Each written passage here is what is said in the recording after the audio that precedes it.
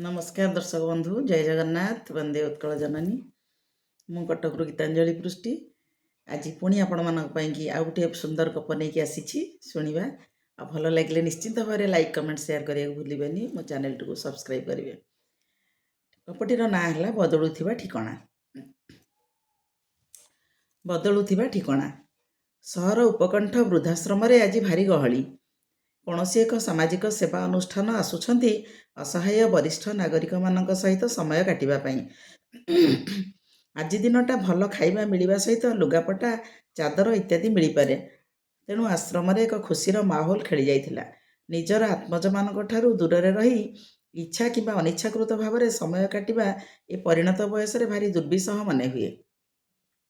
जेतेबेले मन खोजे टिके नाती नातुणी सहित खुशी मजार समय काटिबाकू वर्तमान समय रे केते जनकू बा सौभाग्य प्राप्ति होता है। एमिति सीता देवी और अन्य केते जन वृद्धा कथा ହେଲା बेले बड़ बड़ गाड़ी दुईटी आसी सेठारे अटकिला। गाड़ीरू किछि युवक युवती और पिला ओह्लाई पड़िले। सांगरे अनेक फलमूल खाद्यपेय आनी थांती। आश्रम रे आयोजित होइथिबा सभास्थली रे समस्ते पहुँचिले। आश्रम अध्यक्ष सुब्रत पट्टनायक सभा आरंभ कले। कहले आम सहरर जड़े सुनामधन्य व्यक्ति होचंती सरोज रंजन चौधरी। तांकर आज पंचम विवाह वार्षिकी। एही उपलक्षे से आम अनुष्ठान अंतेवासी मानक पई किछि खाद्य सामग्री एवं उपढौकन आनिछंती। निज हस्तरे से सबु आपण मानकु प्रदान करी आशीर्वाद भिक्षा करिवे। एहापरे सरोज रंजन तांकर वक्तव्य प्रदान कले। सीता देवी आखिटाकू टिके मळीदेले। से ठीक देखुचंती तो ये तांकर एकमात्र पुओ सरोज तो। तथापि मनरे असुमारी सन्देह।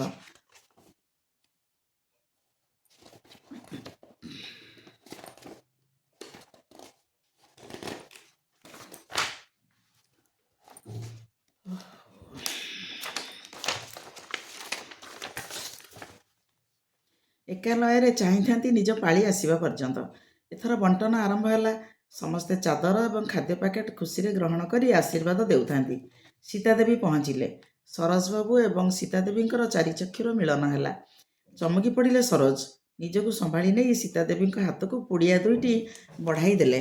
सीता देवी लुह संभाली पारिलेनी। कांदी कांदी पुअर मथा को आउंसी दे कोटी परमायु दियंतु ठाकुर बोली कहिले। एति कही निज जिनस नहीं रूम को पड़ाई गले। बसिकी बहुत कांदिले। अतीतर घटनावली गोटी गोटी होई तांको आखि आगे उद्भासित है। गोटे बोली पुओ केते जत्न ताकू लालन पालन करथिले स्वामी स्त्री दुहे। विदेश में पढ़िबो बोली जमीबाड़ी सब बिक्री करी अमेरिका पठाइले। पाठपढ़ा शेष करी सेठी चाकरी मध्य कला। धीरे धीरे घर कथा वृद्ध बापा माँ कथा भूलीगला। आ फोन मध्य कलानी। पुओ चिंतार बापा सनातन हृदघात मृत्युवरण कले। गाँ पिला माने पुओ पाखक वार्ता देले मध्य से आसिला नहीं। केते स्वप्न देखिथिले स्वामी स्त्री दुहे। पुओ तांकर बड़ हाकिम हेबो, बापा माँ और गाँर ना रखिबो, आमर सब अभाव दूर होइजिवो।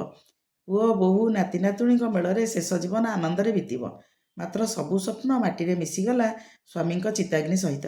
गाँ पिला माने मिलिमिशी शुद्धिक्रिया सारिला परे संपूर्ण एकाकी अनुभव कले सीता देवी। कौन करिवे, कुआडे जिबे, केमिति बंचिबे। समयक्रमे शरीर दुर्बल है। शेष में गाँ पिला माने तांकु आनी एई वृद्धाश्रम रे छाड़ी देई गले। वर्तमान यही आश्रम ही तांकर बहुमूल्य ठिकणा। आज सम्मुखरे पुओ को देखि व्याकुल होइथिला मन। टिके आदर कोड़े नेबापाई अनेक वर्ष हो गलानी ताकू देखि नथिले। जहा हेले पुओ तो 10 मास गर्भरे धरी जन्म करिसंती। पुओ मध्य ताकू चिन्हि न चिन्हिबार अभिनय कला। मुखा खोलीजिबा भୟରେ एमिति कांदी कांदी शोईगले सीता देवी। संध्या बेलू पाख अंतेवासी माने प्रश्न कले न खाई न पी एमिति शोई पड़िल जे। हसिले सीता देवी। यही तो जीवन, पाखरे पाइकी मध्य पाई हुए ना, छुईकी मध्य तृप्ति मेटेना। बुझी पारिलेनी बांधवी माने कौन एमिति पागली परी गपुछि ये। सीता देवी समस्त को चाही बड़ पाटिरे कहिले आज जी आमको एते सारा जिनस बांटिले से मोर पुओ सरोज रंजन चौधरी। समस्ते आँ करी चाहिछंती। एमितिका पुओ समाज सेवा करुछि अथच जन्म कला माँ को पचारुनी। चिन्हि न चिन्हिबार अभिनय करुछि। ठीक तार समाज सेवा को लोक देखाणिया काम करी बा नेउछि। धीरे धीरे एक कथा आश्रम अध्यक्ष कान को गला। से चेष्टा कले जोगाजोग करी माँ पुओ को मिसाई देबा पई। मात्र पुत्रवधूर प्ररोचन सरोज अग्राह्य करदेले अध्यक्ष अनुरोध को। फेरी आसिले अध्यक्ष सुब्रत पट्टनायक सीता देवी पाखक। बसी पड़िले तांको पाद तले। माँ मु कौन आपणक पुओ नुहे? भूली जातु से भली निर्लज पुओ मानकू जो मानक पाखरे माँ बापा स्थान नहीं। ସେମାନେ ମଣିଷ ନୁହନ୍ତି, ପଶୁଠାରୁ ମଧ୍ୟ ହୀନ। ସୀତାଦେବୀ କୋଳେଇ ନେଲେ ସୁବ୍ରତଙ୍କୁ। ଆଖିରୁ ଝରି ପଡ଼ୁଥିଲା ଆନନ୍ଦଶ୍ରୁ କେଇ ବୁନ୍ଦା। ଭାବୁଥିଲେ ମିଛ ହେଲା ତାଙ୍କ ସତ ସମ୍ପର୍କ। ଧନ୍ୟବାଦ ଦର୍ଶକ ବନ୍ଧୁ, ଗପଟି ଶୁଣିଲେ। ବର୍ତ୍ତମାନ ସମାଜରେ ଯାହା ଘଟୁଛି ସେଇ ଚିତ୍ରକୁ ଦେଖିକି ଏ ଗପଟିର ଅୟମାରମ୍ଭ ଏବଂ ସୃଷ୍ଟି। ବହୁତ ବହୁତ ଧନ୍ୟବାଦ ଆପଣଙ୍କୁ ଶୁଣିଥିବାରୁ ମୋତେ। କିନ୍ତୁ ଯଦି ଭଲ ଲାଗିଲା ନିଶ୍ଚିନ୍ତ ଭାବରେ କମେଣ୍ଟ ବକ୍ସରେ କମେଣ୍ଟ ଦେବେ, ଆଉ ଲାଇକ୍ ମଧ୍ୟ କରିବେ, ସେୟାର କରିବେ, ସବସ୍କ୍ରାଇବ୍ କରିବେ ମୋ ଚ୍ୟାନେଲକୁ। ଧନ୍ୟବାଦ। ବନ୍ଦେ ଉତ୍କଳ ଜନନୀ। ଜୟ ଜଗନ୍ନାଥ।